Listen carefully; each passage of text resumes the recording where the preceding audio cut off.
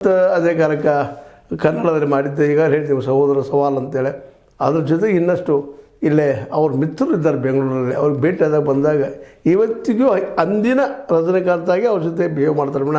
ನಾನು ದೊಡ್ಡ ನಟಪ್ಪ, ನಾನು ಸಾವಿರಾರು ಕೋಟಿ ರೂಪಾಯಿ ಗಳಿಸಿದ್ದೀನಿ ಅಂತ ಅಹಂಕಾರ ಆಗಿರಿ ಮತ್ತೇನೂ ಇಲ್ಲ. ಇನ್ನೊಂದು ಕೊನೆಯದಾಗಿ ಹೇಳುವಂಥದ್ದು ಏನಪ್ಪ ಅಂದ್ರೆ, ಅವರು ಸಹ ಸಿನಿ ರಂಗದಿಂದ ಈ ಒಂದು ರಾಜಕೀಯ ರಂಗಕ್ಕೆ ಬರಬೇಕಂತ ಏನೋ ಪ್ರಯತ್ನ ಮಾಡಿದರು. ಆದರೆ ಅದು ಯಾಕೋ ಆಗಲಿಲ್ಲ ಅವ್ರಿಗೆ. ಯಾಕೋ ಏನೋ ಅವರು ಅಷ್ಟು ರಾಜಕೀಯ ಫೀಲ್ಡ್ದಲ್ಲೇ ಒಂದೇನಪ್ಪ ಅಂತಂದರೆ ಯಶಸ್ಸನ್ನು ಸಾಧಿಸುವಂಥ ಒಬ್ಬ ವ್ಯಕ್ತಿ ಆಗಲಿಲ್ಲ ಏನೋ ಅಂತೇಳಿ. ಯಾಕಂದರೆ ಅಲ್ಲಿ ಬುದ್ಧಿವಂತಿಕೆ, ಸುಳ್ಳು, ನಯವಂಚಕತನ ಇವೆಲ್ಲರೂ ರಾಜಕೀಯದಲ್ಲಿ ಬರಬೇಕಾಗ್ತದೆ. ಅದು ಅವರಲ್ಲಿ ಇಲ್ಲ ಏನೋ ಅಂತ ಅನ್ನಿಸ್ತದೆ. ಯಾಕಂತಂದ್ರೆ ಅವರು ತಮಿಳರು ಯಾವುದೋ ರೀತಿಯಾಗಿ ಒಂದಿಷ್ಟು ನಮ್ಮ ಒಳಗೆ ತೊಗೊಬೋದಾಗಿತ್ತೇನೋ.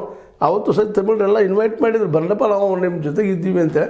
ಬಟ್ ಯಾಕೋ ಏನೋ ಅವ್ರಿಗೆ ಅದು ಆಗಲಿಲ್ಲ.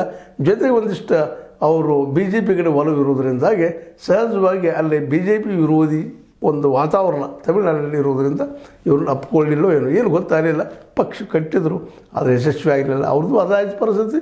ಕಮಲ್ ಹಾಸನ್ ಅವ್ರದ್ದು ಅದಾಯ್ತು. ಇಬ್ಬರು ಪಕ್ಷ ಕಟ್ಟಿದ್ರು, ಆದರೆ ಯಶಸ್ವಿ ಆಗಲಿಲ್ಲ. ಇವತ್ತು ವಿಜಯ ದಿಶೆಯಲ್ಲಿ ಪ್ರಯತ್ನ ಮಾಡ್ತಾ ಇದ್ದಾರೆ. ಎಷ್ಟು ಮಟ್ಟಿಗೆ ಯಶಸ್ವಿ ಆಗ್ತಾರೋ ಗೊತ್ತಿಲ್ಲ. ಅದೇನೋ ಆಗಲಿ, ನಮ್ಮ ಕನ್ನಡದ ರಾಜ್ಕುಮಾರ್ ರಂಗ ಅವರು ರಾಜಕೀಯಕ್ಕೆ ಬರದೇ ಹೋಗಿದ್ದೇ ಒಳ್ಳೆಯದಾಯಿತು.